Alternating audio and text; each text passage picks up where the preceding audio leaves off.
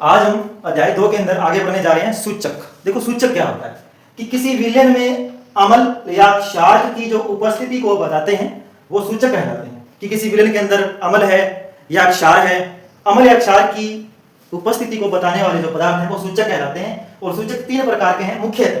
प्राकृतिक सूचक जो प्रकृति से प्राप्त होते हैं, कृत्रिम या संश्लेषित सूचक जिनको मनुष्य बनाता है, मनुष्य निर्मित है, एक गंधीय सूचक जिनके अंदर स्मेल आती है, गंध आती है।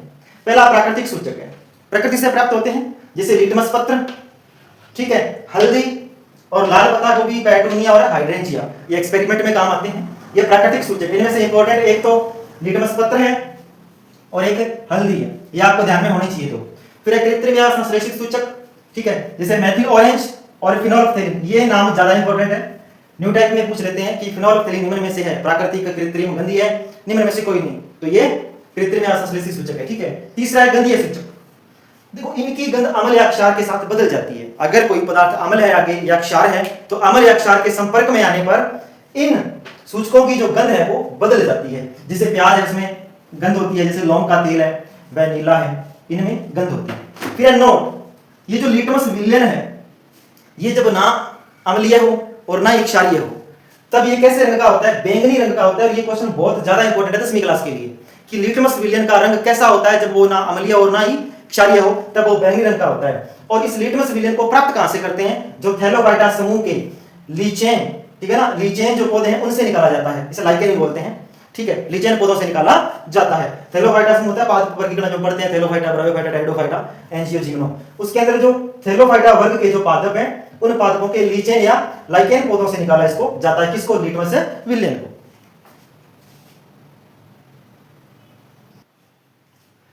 अगली हेडिंग है सार्वत्रिक सूचक। ये सूचक के बाद में हम कर रहे हैं। देखो सार्वत्रिक सूचक क्या होते हैं कि यह अलग अलग सूचकों का मिश्रण होता है। इसमें बहुत सारे सूचक होते हैं और उनका एक मिश्रण होता है सार्वत्रिक सूचक के अंदर। यह करते क्या है कि किसी विलयन में हाइड्रोजन आयन की सांद्रता, जो हम पीएच के अंदर पढ़ेंगे, हाइड्रोजन आयन की सांद्रता यानी उसकी मात्रा को विभिन्न रंगों में प्रदर्शित करता है। कि अम्लीय माध्यम में अलग रंग देगा, क्षारीय माध्यम में अलग रंग देगा, ठीक है। जैसे मैं सूचक की बात करूं, एक तरफ था फिनोल्फ्थेलिन। अगर जो फिनोल्फ्थेलिन सूचक है उसको अम्लीय विलयन के संपर्क में लाया जाए तो वो कोई रंग प्रदान नहीं करता, मतलब रंगहीन होता है, कोई कलर नहीं होता। और अगर उसी को क्षारीय विलयन के संपर्क में लाए तो वो गुलाबी रंग का हो जाता है। कौन? फिनोल्फ्थेलिन। और अगर मेथिल ऑरेंज को अम्लीय विलयन के संपर्क में लाए तो वो लाल होगा और क्षारीय के लाए तो पीला होगा। लिटमस पत्र आपको पता ही है, अम्लीय जो अम्ल जो होते हैं वो लिटमस पत्र को लाल कर देते हैं और क्षार जो होते हैं वो लिटमस पत्र को नीला कर देते हैं, ठीक है। और उसके बाद में हल्दी जो है वो अम्लीय विलयन में अपना रंग नहीं बदलती, भाई कोई रंग प्रदान नहीं करता, लेकिन जैसे ही क्षारीय विलयन के संपर्क में आएगी भूरा लाल रंग प्रदान करेगी। तो ये था सार्वत्रिक सूचक और विभिन्न सूचक जो अम्लीय और क्षारीय माध्यम में अपने रंग प्रदान करते हैं उसकी वो सारणी।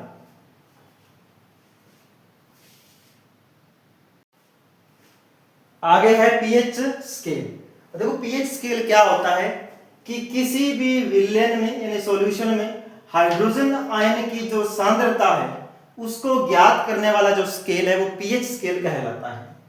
देखो पीएच में एक पी और एक एच है और इस पीएच में जो पी है वो शक्ति का सूचक है यानी शक्ति को दर्शाता है। पी का मतलब होता है पावर और इसमें एच का अर्थ है हाइड्रोजन आयन।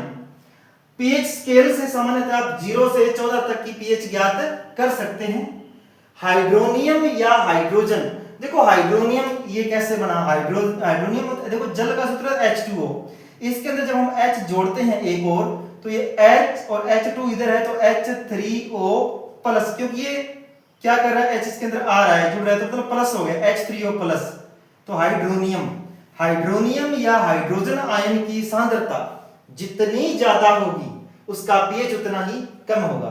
अब आपको ध्यान दें, मैंने कहा था कि जो अम्ल होते हैं वो जलीय विलयन में कौन से आयन देते हैं? आपको कहे सर हाइड्रोजन आयन देते हैं। अगर वो जलीय विलयन में जा रहे हैं तो जल तो पहले था H2O, H आयन देगा तो H3O यानी हाइड्रोनियम आयन, एक ही बात है।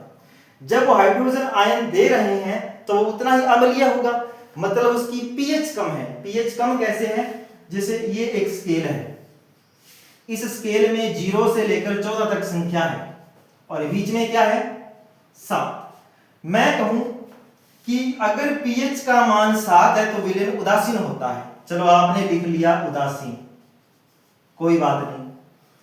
फिर pH का मान 7 से कम यानी 7 से नीचे, यहां पर विलयन कैसा है? आप कहोगे सर अम्लीय है, कोई बात नहीं।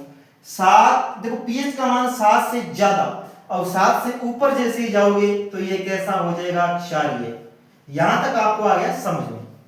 अब ये कह रहा है कि हाइड्रोनियम या हाइड्रोजन आयन की सांद्रता जितनी ज्यादा होगी उसका pH उतना ही कम होगा।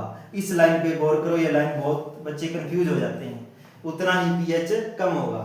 अम्लीय, यहां पर विलयन अम्लीय है और अम्ल कौन से आयन देते हैं? H+ और क्षार कौन से आयन देते हैं? OH-।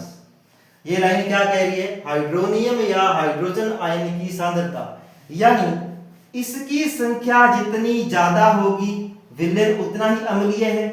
अब यहां पर इसकी संख्या ज्यादा है तो pH क्या है? 7 से कम है, ज्यादा है तो 7 से कम है।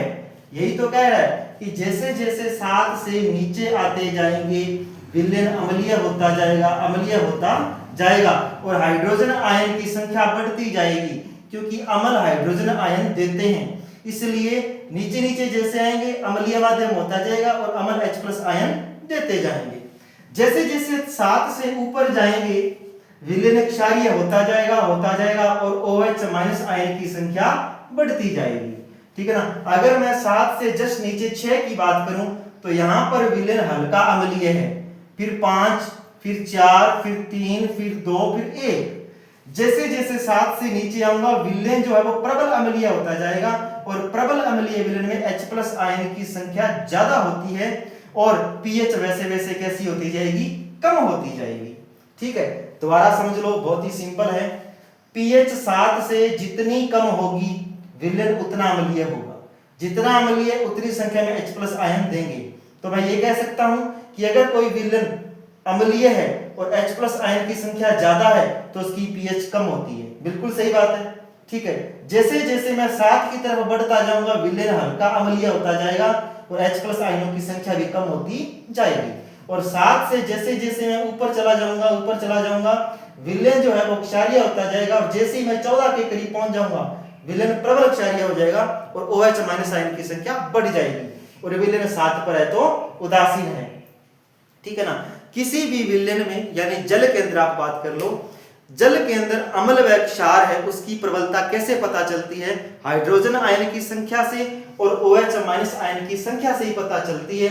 अगर किसी विलयन में H+ आयनों की संख्या ज्यादा है तो विलयन प्रबल अम्लीय है और अगर किसी विलयन में OH- आयन की संख्या ज्यादा है तो विलयन प्रबल क्षारीय है।